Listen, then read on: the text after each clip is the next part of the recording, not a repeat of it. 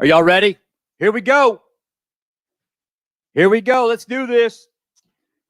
I've got to figure out how to work this software to where I can get an opening. I need an opening. I'm so used to having an opening, commercial breaks, but here we go. It's Monday, baby. Gather round, clowns. Michael Molthen, into the Rock. We're coming to you live from Dallas, Texas, baby. D-Town, the 214.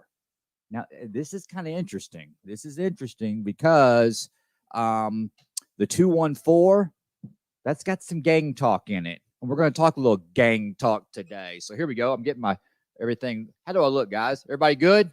Everybody good? We got a good one tonight, everyone. Get this shared out. We got the great Tegan Broadwater. Look at this. Look at this book.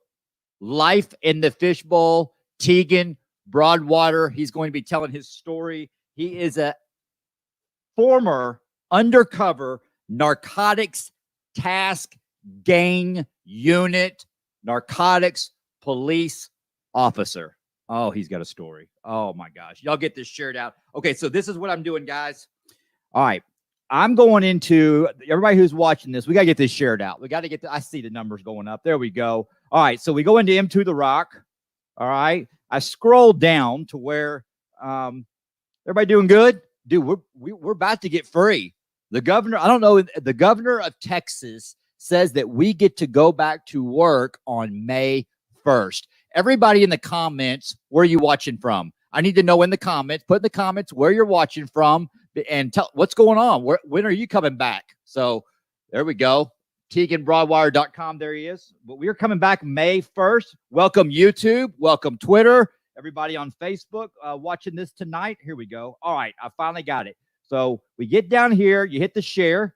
We share this out. I got to share this out to the Facebook Live channel.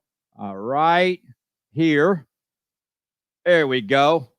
And then we share this out to your timeline. That way your friends can watch it. And if you're joining us for the very first time, what in the heck do we talk about on this show? We talk about drug addiction. Yes. We talk about alcoholism. Yes. That's the premise of this show. We talk about hurts, habits, hangups, depression, suicide awareness. We talk about depression. We talk about resentment, anger, rage. We talk about solutions, spiritual solutions for human problems. That's right. That's what we talk about on this show. We have real live stories of what it is like out there, harrowing stories. We got heroes on this show. We've got police officers. We got judges. We got actors. We got athletes. We got actresses. We got singers. We got songwriters. This disease does not discriminate, and neither does recovery. This show is brought to you by the great DFW Coin and Jewelry. My man, Kristen Oyster. I just got off the phone with him. I'm always just getting off the phone with him. I will be in his office tomorrow at 10:30, 6 feet apart, but we're going to get together. We got some stuff we got to talk about. We got to talk about this studio. When are we getting back in it? How's this all going to work? But also, we can't forget about the great Healing Springs Ranch. That's right. Healing Springs Ranch, 1 hour north of the Dallas-Fort Worth area. You saw a post today on process addiction. That's right. They cater to all that. So if you have addiction with gambling, pornography, shopping, eating, all that stuff, Healing Springs Ranch can help you with all addictions. So, all right, without further ado, I got to get out of the way because I cannot wait to hear this story. In fact, I'm going to, when I pull him on here, I want him to see this hat. He's got to see this hat. I earned this hat. I'm going to tell him my story about this hat. So here we go. Without further ado, everybody with the hearts and the likes, let's welcome the great Tegan Broadwater. Hello, Tegan. Hello, what's going on? I knew I recognized you from somewhere. Like that hat. So there's a story behind this. So check this out, Tegan. When I was released from being incarcerated in 2017, my life changed and we got the show and iHeartRadio and everybody, we jumped on there.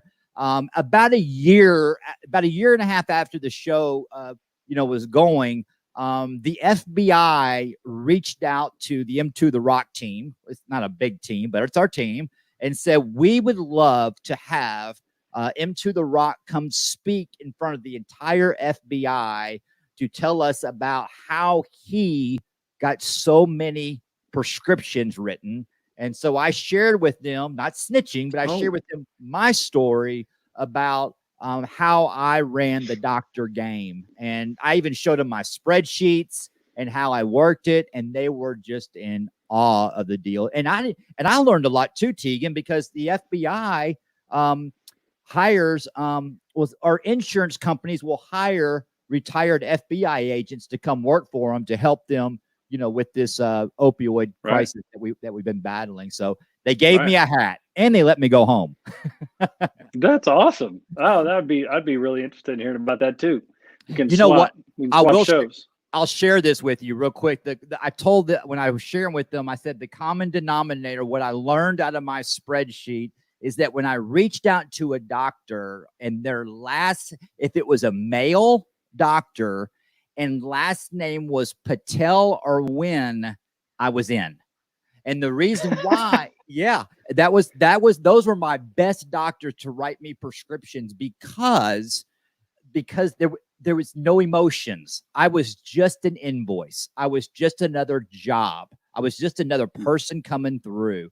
Now, if it were based on my research and the information that it would spit out, if it was a American female doctor, I would never go see them, because I went to 2 of them and they would not write me prescriptions because it was almost like a mom figure. They said, now, wait a minute.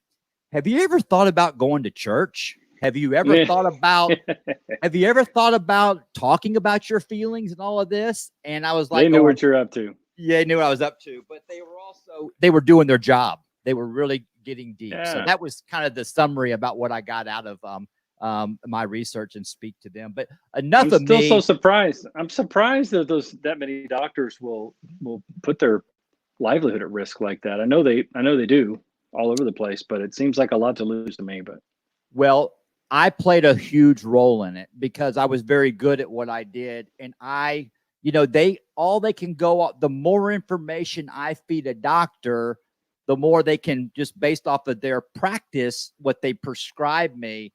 And I was just as much a doctor as they were, and they were just doing their job. And I defended them. You know what I mean? I said, those guys were just doing their job. I told them what was wrong with me, and they tried to provide a solution to the problem.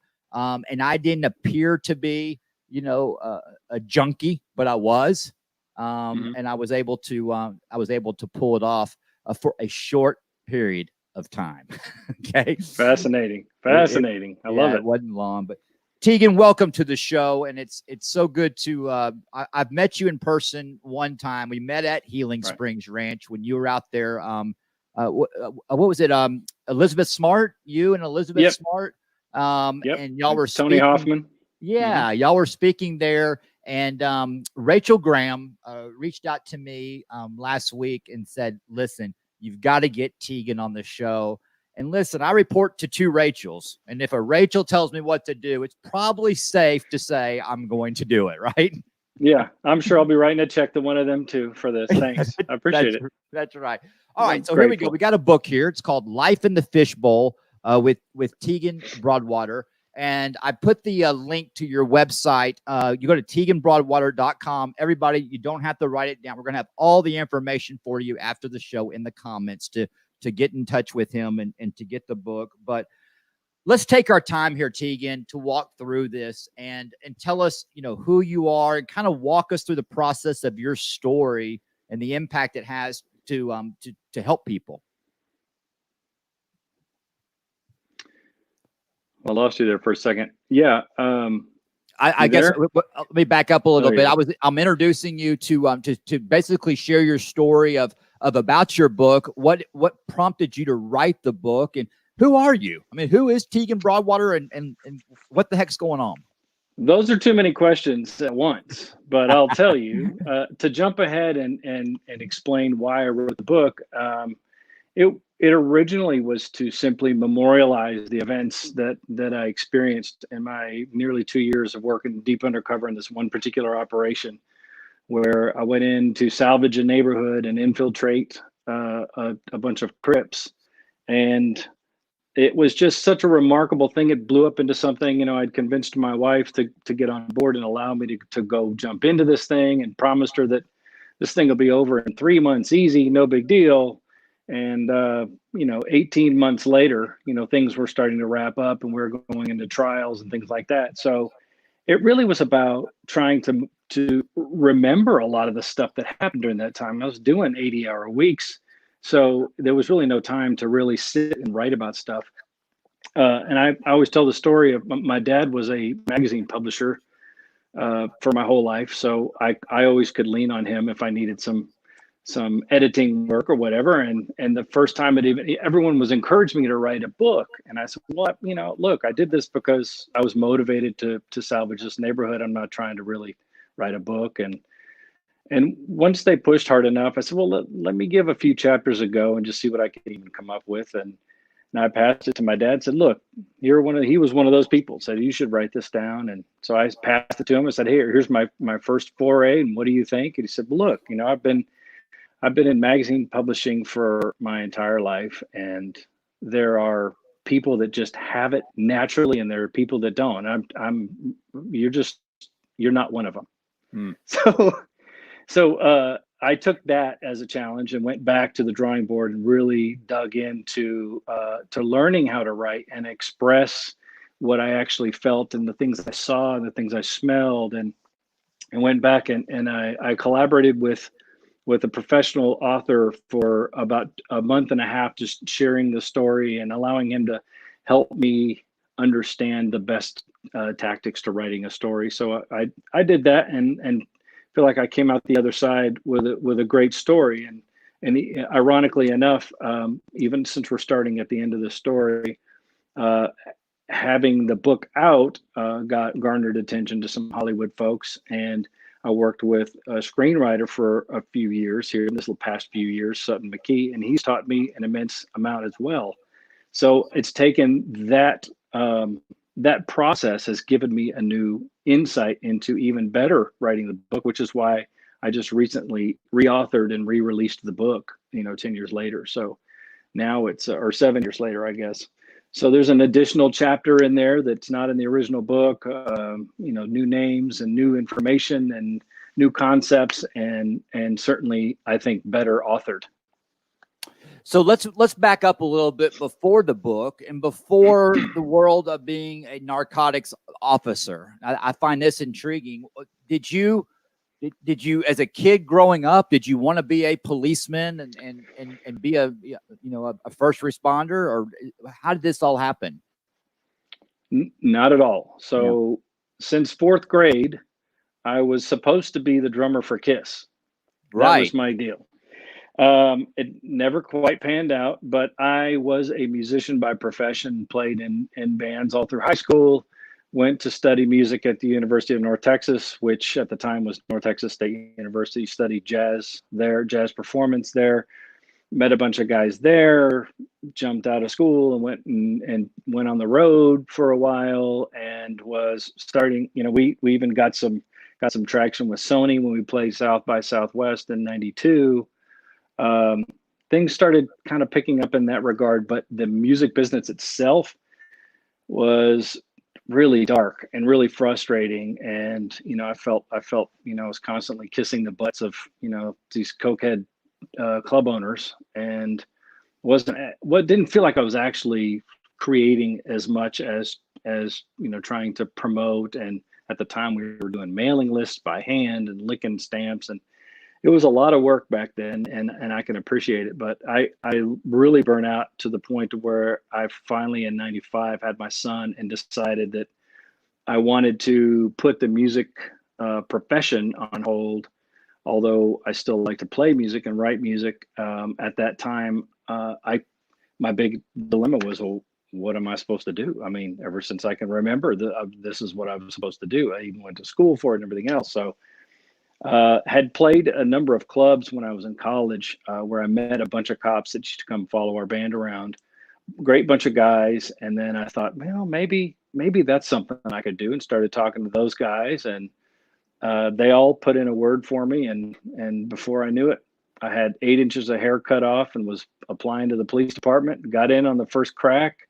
And they had some long-haired ex-hippie musician guy in the police academy learning everything from scratch. So that's kind of where it started. I just decided, look, this is kind of a hankering that I have, and I followed that hankering and went with it. And it turned out to be, really a productive and interesting time in my life. So you go from the music business. Okay,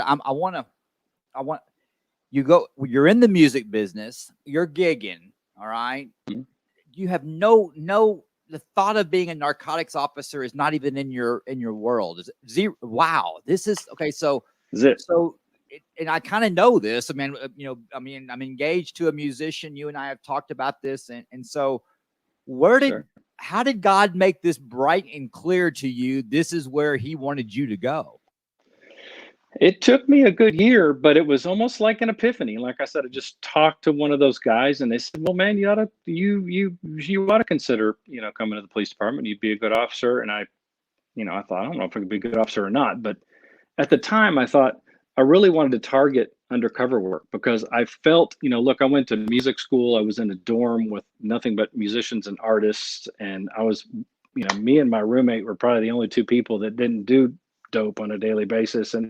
But I was completely tolerant. I mean, they were all my friends. The Right. stuff was all around us. The stuff was in all of the gigs and stuff that we played, to whatever degree it was. And I felt like I was really athletic as a kid, and still participate in sports, recreationally. So I had really a great mix of friends, which is why I had cop friends, and I had hippie friends, I had musician guys and artists and whatever. And so when it got posed, I think my first thought was, hey, how do I sign up for SWAT? Because that seems cool. I don't go kick in doors. That sounds fun. Yeah. Which isn't how it works, of course. But that became kind of part of my goal. I thought, well, I really know how to communicate to these people. I really understand how drugs can affect somebody adversely and drive them off the path. The friends that I had were in the same industry as me, but none of them were using. I mean, it was a kind of a remarkable calling, really. But it was something that I kind of seemed to fit right into, unsuspectingly. But when it occurred to me, I think it was just like, wow, this is exactly what I'm going to do. There wasn't, nothing else, garnered more than 5 seconds of consideration before I nixed it. So you become a narcotics task force gang unit officer. And you start this mission to take down a big nest of Crips, is from what I'm gathering. Tell our viewer, what are the Crips? Well, the Crips are a street gang. Most people have heard of Crips and Bloods, and unfortunately, they just think that it's a passé and that they don't exist anymore. It's something from the history books and old news and everything else. And much like the mob that is alive and well, the Crips and the Bloods are quite alive and well. And it took me a few years to actually make the unit, to even start learning how to work narcotics and gang cases. Big white stiff, and they want to be able to tackle some neighborhoods that I look quite not the part of. And so I had to prove that I was capable, and started really putting forth a concerted effort to learn how to do it, and mining some informants and learning how to do hand-to-hand buys. But during my patrol years, there were neighborhoods that were literally held hostage by not the drugs. I mean, this really, honestly, drugs play a part in all kinds of crime that run the gambit, and this. Mm-hmm. But the drugs lead to other things. And my whole intention was, there was a particular neighborhood that was literally held hostage by gang violence. They had prostitutes on the corners. They had lookouts. There was only one way in and one way out. They had lookouts on both sides. They were violent. If they came in and thought you were police or a snitch, I mean, if you lived, you were going to the hospital. I mean, it was really kind of an insane little section of town, mm-hmm. within a larger section of town. And so it was always kind of my goal. And I petitioned one of my supervisors to let me learn how to write warrants so that I could essentially interview for a real narcotics slot eventually and say that I had experience, since they weren't going to take a 6'1" white stiff. And so I started, I had a very helpful supervisor that allowed me to go through some SWAT training and went and learned from some other guys that had written warrants and learned how the process went, and started making buys, started buying with informants, and then started doing my own buys. And then after our shift was over, the guys that were on patrol would come in, and I had been spending the shift out, buying dope and writing warrants. And then all the guys got certified to do dynamic entries. And then we'd go after our shift and earn overtime to go kick in doors of these real small time little crack houses or whatever, heroin spots, whatever, boy and girl all over, how that goes. And so I started garnering experience that way, but I started hitting the same areas that were so downtrodden with this violence, because it wasn't really about, we know the war on drugs is laughable. There isn't a war on drugs. It's a matter of putting people's lives at risk on both sides so that we can spin our wheels and not get a lot worse. It's kind of where we're at. But I targeted specifically the gangs because they were the ones that brought the violence with the drug dealing. And so that's how I set out to really salvage the neighborhood. And I hadn't really even considered doing that until I finally did make the narcotics division and started working bigger cases, buying kilos instead of dimes, and being able to buy different types of dope and communicate with different types of people from different types of cultures, and everything from party drugs to people making stuff out of floor cleaner to you name it. And just kind of came back around to my roots, which is where I'd worked, where that neighborhood was, and just remembering the extraordinary experiences and seeing the family violence that went on there, and the kids that couldn't walk to school, and the street lights and streets that were never upkept, and the fact that cops had to go down there too deep instead of just going and handling their business like they would everywhere else. And I just really wanted to target that area. At the time, the chief and the city council had gotten together because it was even getting worse, and they had lots of murder going on there. And so they wanted to pay overtime to get the gang and narcotics units together to go hammer these folks and figure out who was at the root of it. And they were doing jump outs and writing warrants and pulling people over left and right, and it did nothing. It did nothing really. So I sat down, ironically, over a sip of whiskey with one of my informants, and was saying, hey, I have this idea. This fishbowl, which is the term that we cops named it, the fishbowl, because when you enter, every single person that exists there knows that you're there. Right. The only way to really penetrate the fishbowl, I think, is to get in there and infiltrate it, get in and work our way through the hierarchy and work way to the top, get the head of the snake. That's really the only way it's going to work. And I really feel like that's the only way that I need to do this. So I plan to go dive undercover. I wanted to leverage my informant to roll with me, because he was a user at one point, and it was pretty apparent that he could fit in down there if he was going to go buy some little stuff.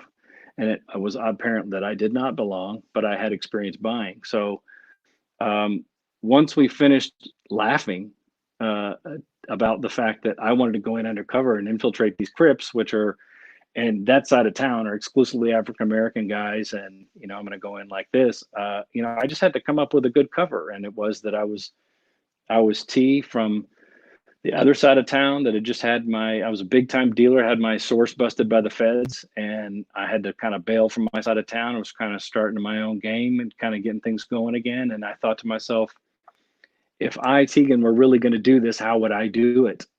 And I didn't have to make up much of a cover story that way. I called myself T and went rolling in and brought him with me. And I posed as the guy that was helping my informant get his game together while I asked a few questions about, where I can start scoring some. I went in, and I don't know how much of the audience is going to be familiar. I know you probably have a lot of Healing Springs folks, but essentially went into street level buys in the beginning and was hitting these dudes up and saying, hey, I'm looking for some soft, and knowing darn well that everybody on the corners is slinging hard, because that's just what they did in that side of town. Right. But I knew that if I want to get to a source, I got to get the powder. Yeah. So for our viewers, define soft and hard. So it's simply hard as crack cocaine, which is cocaine that's been essentially cooked into crack, and crack was still pretty big. It's still pretty big, but Yeah. it was still at the end of the epidemic and such. And so essentially, before you can make crack, you have to have soft. You have to have the cocaine in order to dilute it and cook it and create it into crack. You can take a kilo, a 2.2 pound of cocaine and make that into almost twice, probably 75% more of crack cocaine, and distribute that and then sell that on the street, which obviously, you end up compounding your income at that point. So my goal was, when I rolled in and people start coming in and asking questions and pulling guns, asking who I am, I said, look, I'm not doing any deals here. I'm here to help this fool get on his game, and he's got a little hustle going on. So you talk to him. I don't even want to talk to you, because if I'm supposed to be the posing as the big time dealer, I'm also not rolling into some new hood and saying, hey, can you give me a deal? I mean, that just, I may as well show him my badge, right?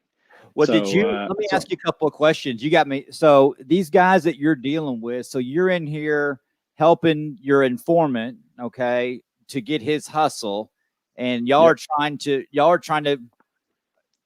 I'm thinking this through. I mean, you're coming in on new turf, trying to get into their action, right? And why are they so open to this? Well, two reasons. One, it really is about my informant being small time, was the small time guy, and I'm riding shotgun with him. He pull up, and they're coming up to my window, because who the heck is this white dude pulling down here? I'm kind of the focus. And I said, look, I'm not here to do any kind of business with you. I'm here to help him with this hustle. So you talk to him. And they would go around and talk to him. Hey, he'd ask for some kind of petty something or other.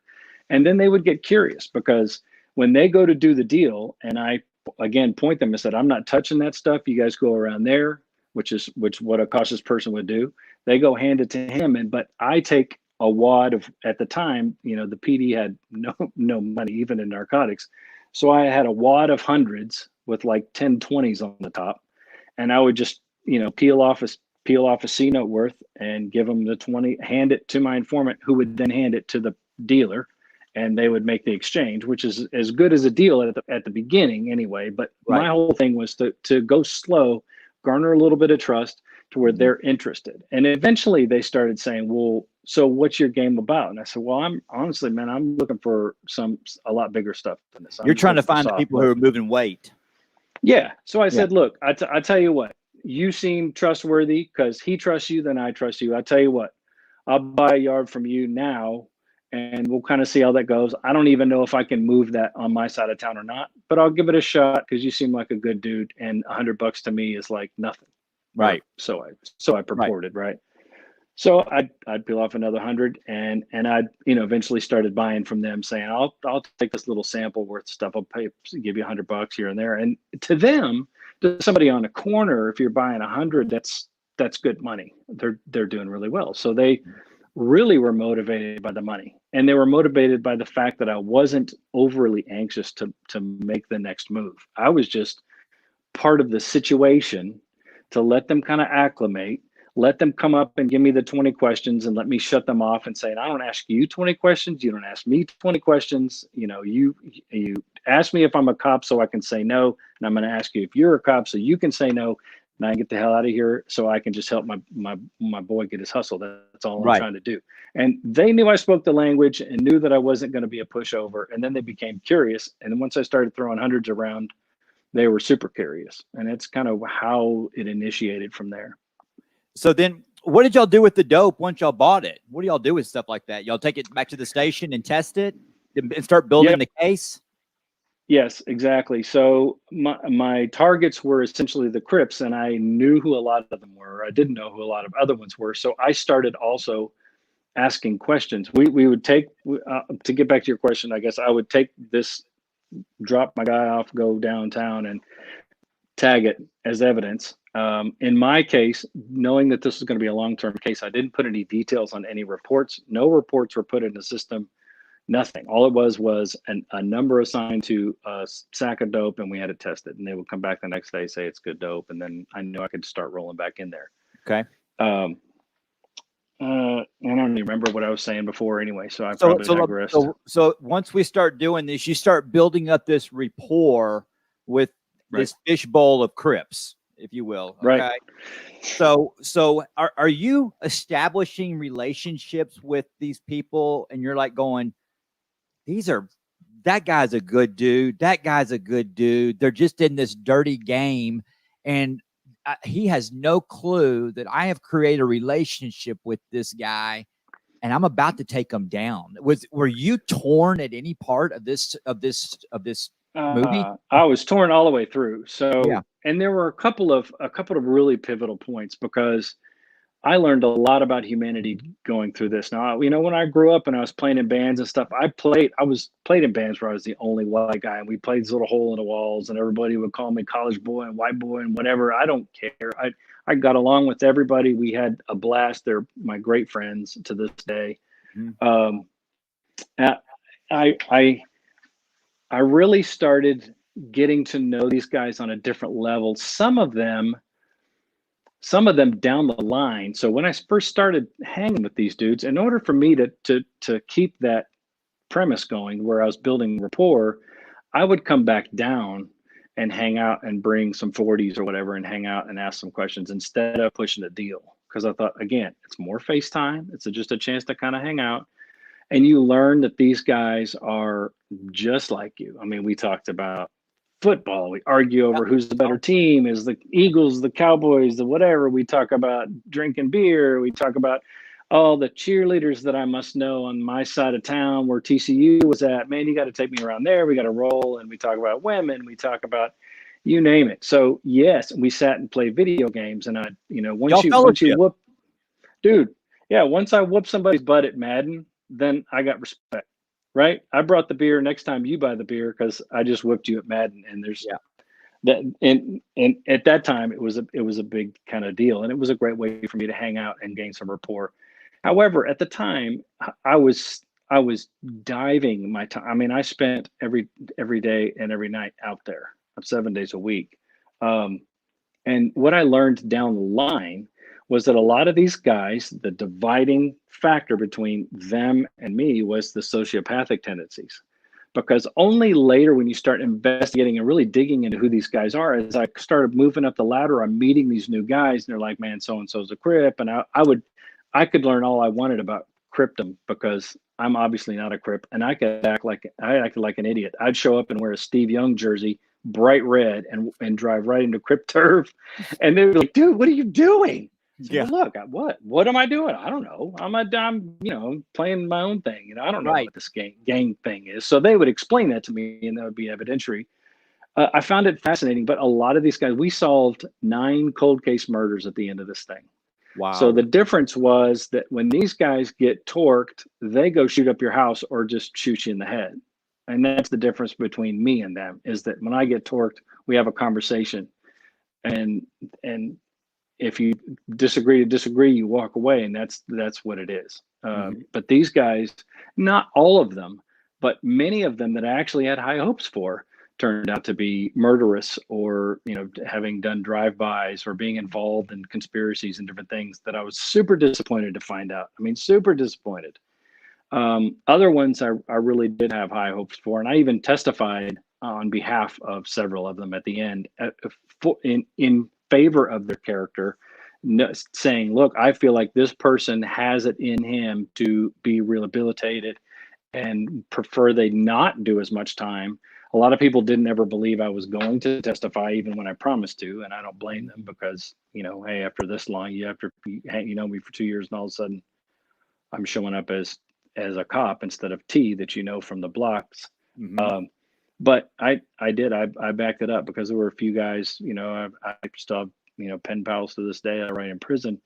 Everyone else would probably love to see, my nuts on a wire somewhere, but I did garner some friendships there, and I think everybody understood I was doing my job and they were doing their job, and it really did affect me.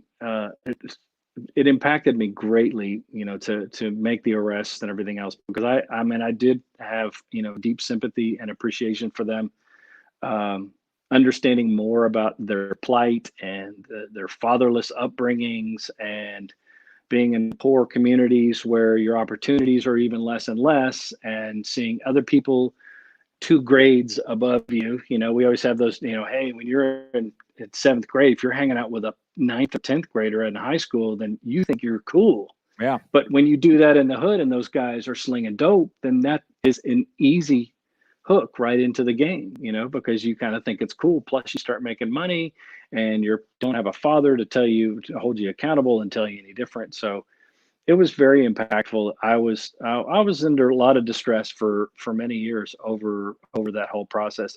It was the right thing to do, but it didn't make it easy at all. It was very impactful in a good and bad way on my life, because I really did like these guys.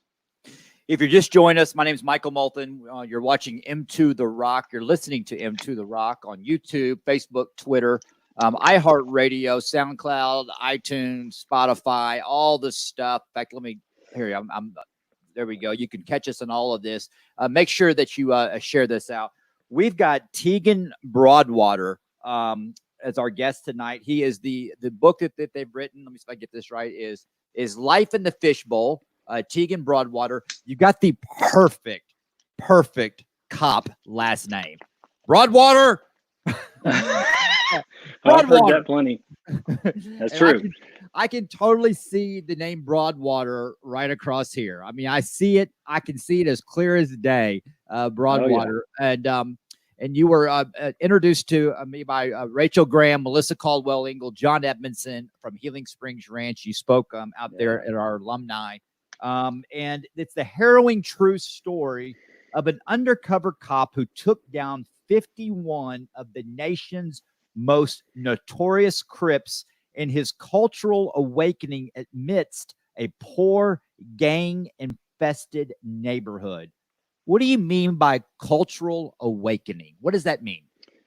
It was the actual appreciation of the culture which the Crips lived. I mean, everybody has their own little cliques. It's not necessarily racially divided; it's culturally divided.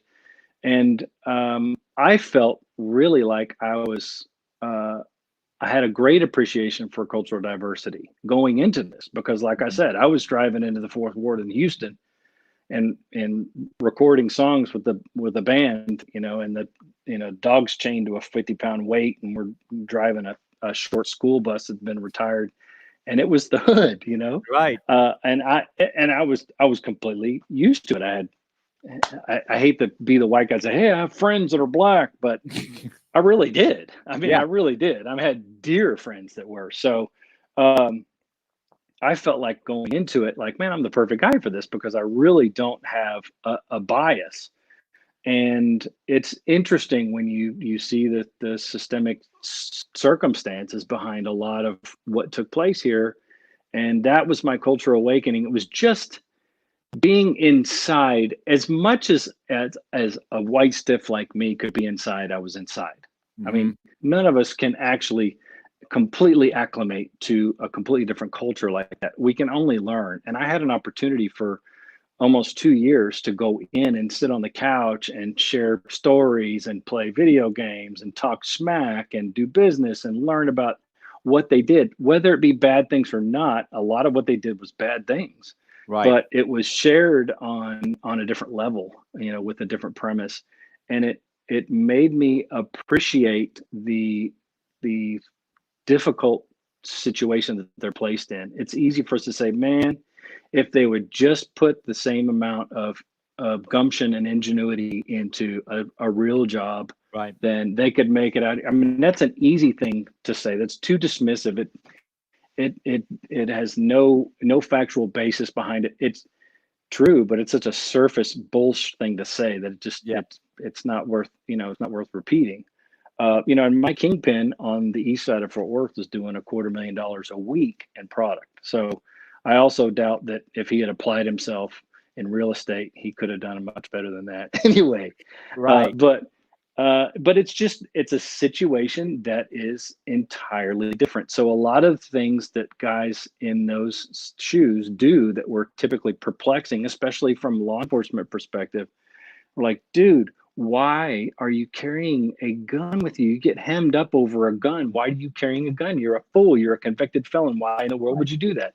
And then spend a year and a half and live out there, and you say, well, hell no, I'm not going anywhere without a gun. Are you kidding me? Right. It's just a different set of circumstances. The disparity in prison sentencing and stuff came about at towards the end of that fishbowl thing too, where you had me explain the difference between crack cocaine and powder cocaine, which is cocaine is cocaine is cocaine, and yet the punishment for crack cocaine that had basically taken over the poorer communities and the Black communities, the punishments were significantly higher. And it was the government's way of trying to thwart the epidemic, but in turn it ended up being all these white lawmakers making these laws that essentially are incarcerating more Black people over and over and over, just carrying the cycle forward. And that's part of the systemic issues that I was awakened to. And that in combination with really getting to know these folks as people really kind of opened my eyes to all that. That's nothing until you experience it. Really, it's difficult for a white person who grew up in a reasonable family unit to actually understand. The words are just the words. Until you see and feel it, it's hard to understand. Yeah. And, being incarcerated, I grew up in, upper class, and I was introduced to the gang world when I was incarcerated. I'm here to tell you that the gangbangers changed my life. They changed my life because their life was changed, and they were able to help me. And it's I call it weird, that weird how God works, that you take an upper class kid like me from Plano. I end up being incarcerated after 27 mugshots, and I'm thrown right into the pits, and they become my closest friends. And heck, they tatted me up. I mean, the biggest.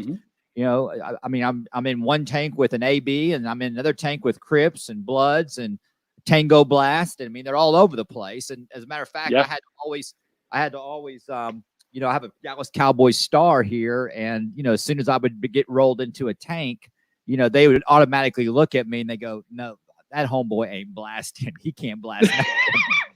He's a Cowboy. That's a gang.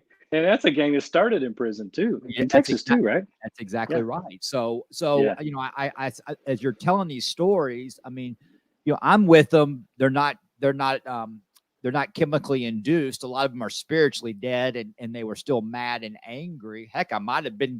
You might have sent some of them there, but I got to know them. And here's the deal: is that at the end of the day, we're all human. And I can't imagine getting to know you. Tegan has a big heart, and Tegan loves people. I can't imagine how it pulls on you being amongst these gangbangers, because I've been around them. They're just they're dope dealers, and they're living life with the tools that were given to them, right? Yep. And how do you stay in character and not pull someone aside going, you see an M2. Let's say you see an M2, you feel it, and you pull them aside. How do you stay in character and not say, man, get out of here. It's about to go down. How do you create that discipline? It's a great question, because some of you, and you'll know the difference too. I love the question, first of all. I think that when people are still in the street doing their thing, that they have an entirely different attitude.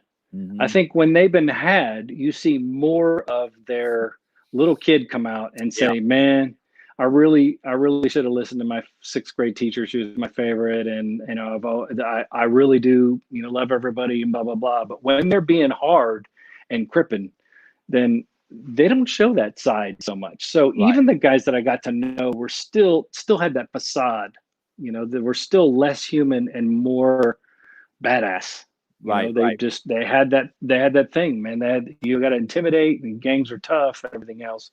And I will also say, on the other half of that there were people that actually skated many cases in this thing. So the 51 people that were rounded up and put in prison and 41 of them were federal sentences as well. There Wow. were still a decent number of people that were let clean off the hook and never put on paper for the reason that you described. But most of them were, I guess I kind of knew ahead of time that I was going to have to figure out a way to keep them off the books. And that's something that I know, I've had many readers inquire about, the fairness of that and everything else. There's a lot of things that happened that were off the books. There are a lot of things that happened that are very atypical about, technically me selling dope and different things that typically doesn't happen, that I was able to navigate in order to get to the end game, which was to clean up the violence. And it comes back to that same thing. I mean, these guys were facilitating violence. And so I don't know, I could only control my part of the process. The rest of the process is prison, everything else, which is why I'm so passionate about keeping this cycle of violence from happening again, and supporting all the book sales. All of the profits from the book go to mentor children of incarcerated parents. I donate every penny to it. The other thing that that has bothered me over the years is too the prison reform. I think going to prison teaches you nothing but how to be a better potential prisoner. Yeah. And you might attest to that. You obviously are more educated about that than I am too, but there are a lot of different ways that we can tackle what we do, because we do it in the crappiest manner these days. And that's why it's cyclical, and it just keeps perpetuating the same type of biases and racism and systemic racism and prison, the lack of prison reform. And so those were the two reasons. So basically there were people off the hook, and the other was they were still in their hard mode when we were out in the street. They weren't quite like teddy bears that you learned. And the ones that had to go. And again, I felt horrible about it. I mean, there's nothing I could do about it. I had an oath, and I did what I had to do.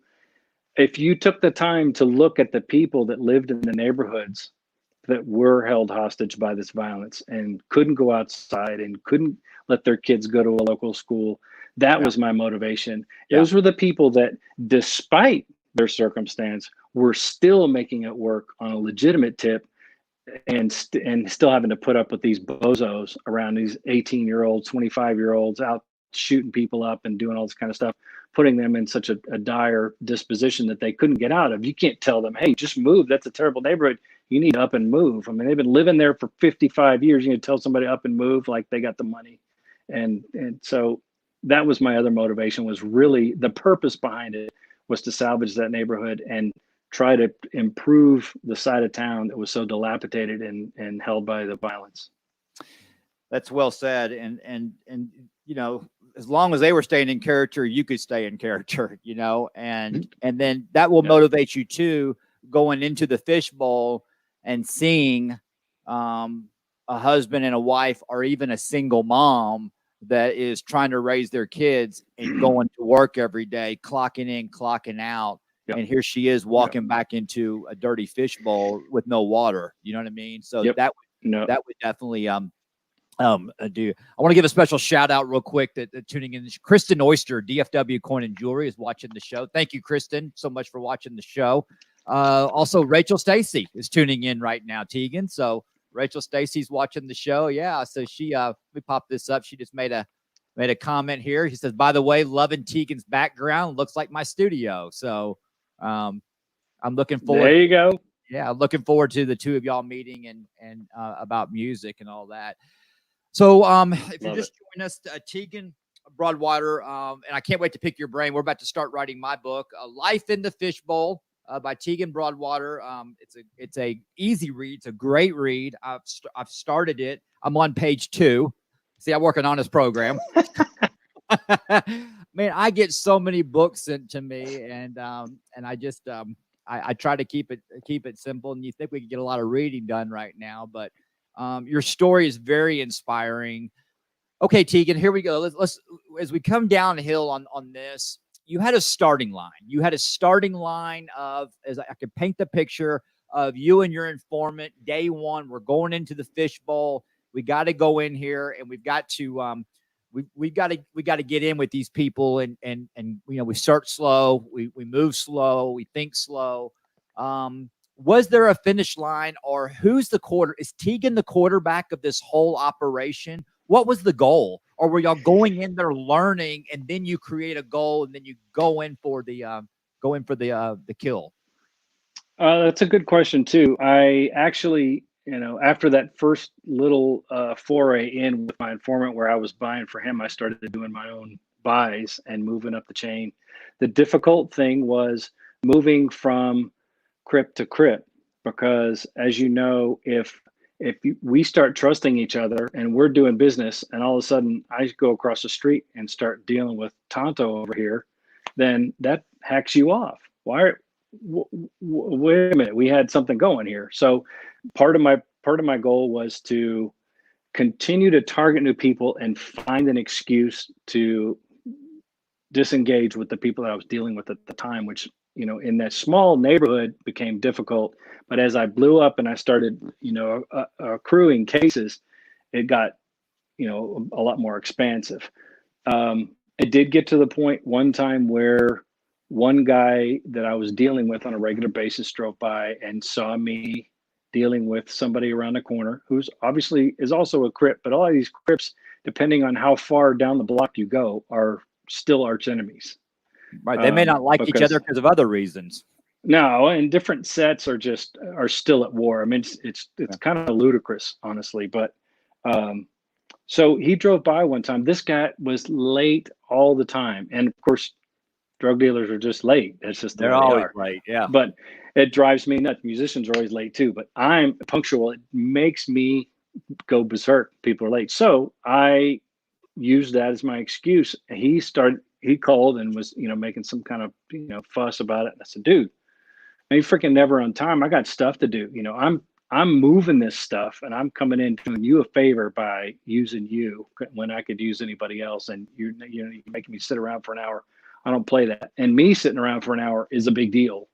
By that time I was T in the hood. So I was driving around and people were trying to get me to sell to them all the time. So I was kind of acclimated myself, been over a year. But my informant calls me at 3 some in the morning and says, T, you got to get out here. There's a big problem. And says this cat has just put a jacket on me and is making this big stink. So I haven't heard that in a long time. Yeah. And So what does that by mean putting for our viewers? Tell them what that means. So to put a jacket on somebody is to label them, essentially, is to publicly label them as a snitch. Right. And so the big problem there was he was suspicious of me going to his rival around the corner and dealing. And I don't know if he really thought something because we had been doing business, or if it was just his way of saying, screw you. Let me stop you a second. So you made it an entire year until they put a jacket on you. Yeah. That's amazing. That is amazing. Well, think of it though. Like there's dudes that you knew really well that if you brought someone, they are automatically cool with it. They might ask a few questions, but if M2's bringing them, it's cool. So as soon as me and you are good, after a year, bad guys are vouching me to bad guys. This had nothing to do with informants anymore. This was, I've been working with this bad guy for 3 months, and he's swearing that this guy's good to go to the next guy because nothing ever happens. Now these guys are getting arrested. So this guy starts doing that, and I laid awake and tried to figure out, what I was going to do. It was really stressful because this operation was my entire life, and I had not reached the top. The goal, as you say, was to get the head of the snake and then hopefully go to the Mexican source as well. The head of the snake was my $250,000 a week dude.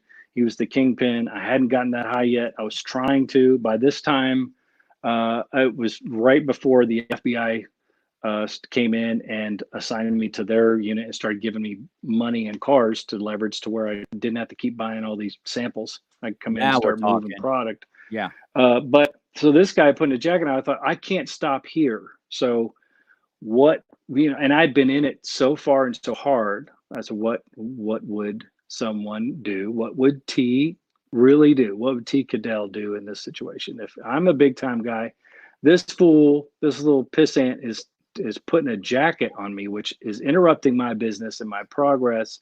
And I already have a hard enough time in this place. So I got up at 6 a.m. to meet him when he made his drop at the little carport where he stuffed his keys. And I met him up on the yard as he started walking up to his door and just pounded his butt to the pavement. So you checked him. So I checked him. I thought, all right, the operation is at risk. I was willing at that point to do almost anything. I put my job completely at risk and said, this is the only believable solution to this. I mean, I'm not going to shoot somebody, right? Right. So, but we had it out. And as he gasped for air, knocked the wind out of him with a little knee strike and did, we had it out. And I told him, I bent over and told him to take that jacket off me, and I never heard from him again. So that actually kind of catapulted me again to kind of another level. Guys, now you got some talk about respect. stuff. I do, and obviously I didn't want to have to engage in stuff like that all the time. But this dude was essentially putting my life at risk. I mean, it was worse than calling me a cop. Was calling me a snitch. It's even worse, right? So, anyway, ultimately, the truth hurts. Yeah, dude, I know. Ultimately, we got to the very end, and I ended up meeting with the U.S. attorney and the FBI agent that was in charge of my case at the time. And they brought me in the office and said, hey, okay, we have all of these cases, and you've done a great job, and thank you so much. But the U.S. attorney's drawing the line, and we got to wrap this up. You got maybe a week or so. We got to wrap this up because we have too many cases, and this is what we're dealing with. And you've been out there too long. We're worried about your safety.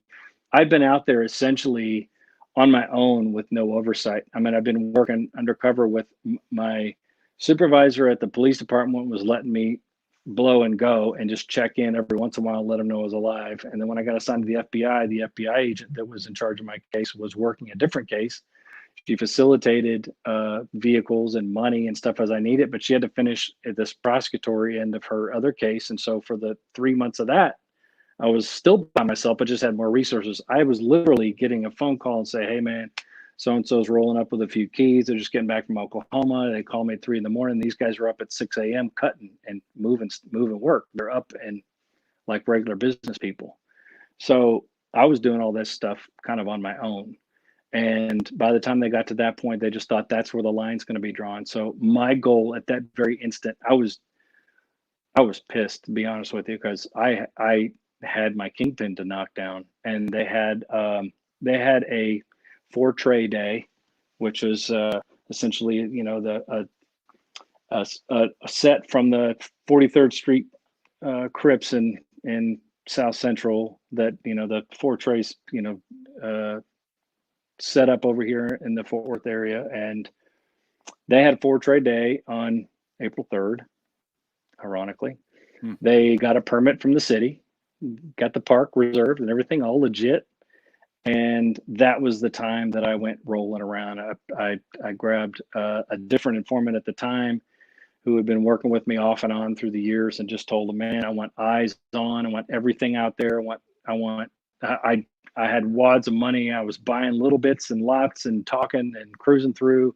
So there were so many people just lining the park up and down and barbecuing all day, listening to tunes and playing pickup games of basketball.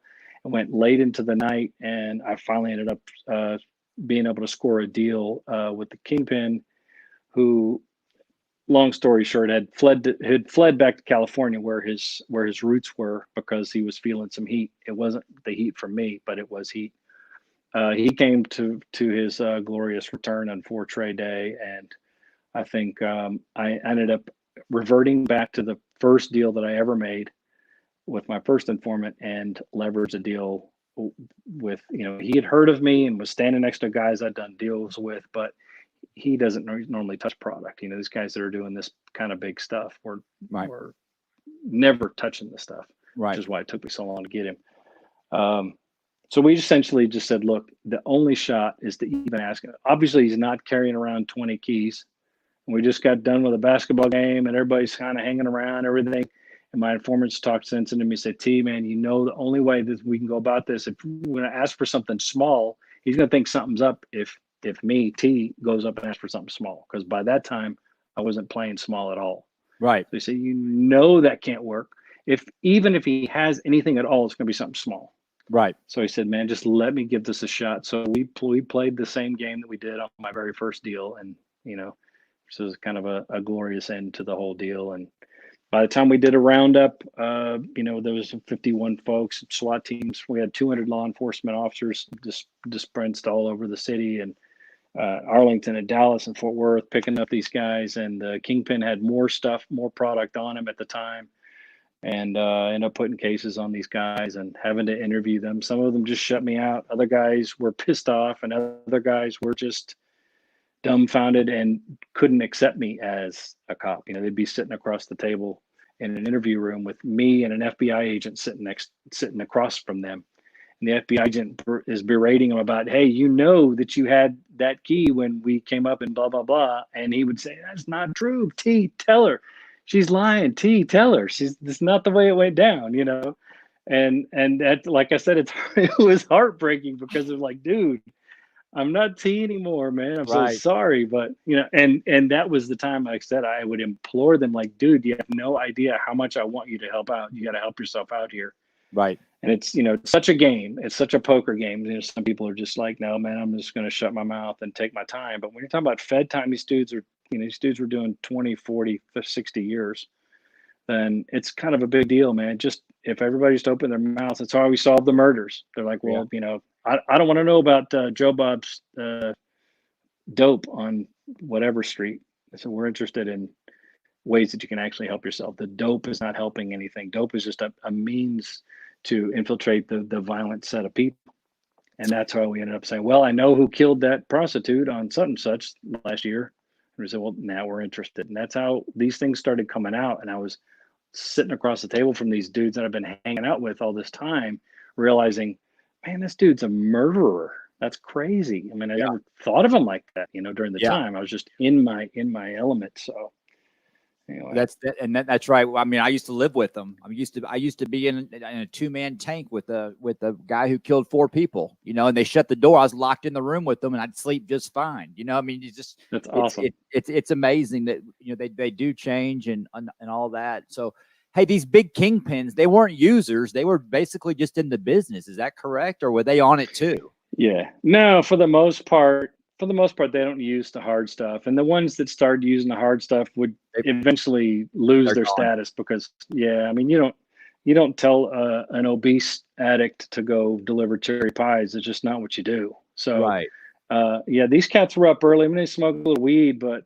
and at the time that was a little bit more heavy of a penalty, but that was it. I mean, these guys were, like I said, they were up at 6A and moving product, and they'd be dropping quarter birds at all of their houses, and their guys would be setting up at the houses and everything else, hiding it wherever they're going to hide it. But usually those houses were set up to dispense about a quarter kilo per day, selling little teeny bits at a time. And for the most part, like I said, I went through the cocaine route because I knew it was even a little more difficult for me to pass off as somebody that would be using the heroin and stuff. But the heroin was just as prominent. I just kind of picked my game, So, but again, all of it comes back to, once you get to a certain level, these guys are moving.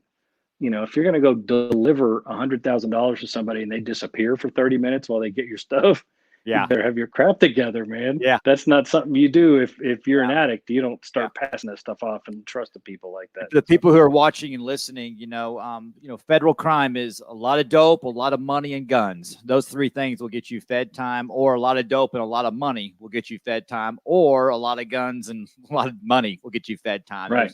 So those are the ones. Those are the ones that get fed time. So I'm letting everybody know that, because out of the 51 arrests, you said 41 of them are doing fed time. You took down 41 bangers. I mean, you took down 41 big time people. And, it's interesting. Before I was incarcerated, I appreciate you so much, what you have done. You risked your life to save lives. I want everybody to know that Tegan saved lives out there. Not only did he save 51 lives, right? You saved 51 lives. Out of those 51 lives, Tegan, heck, what if just 10 of them turned their life over to God and started a new life? You know what I mean? Would be amazing. It would be amazing. It's the, even one is the best I can hope for.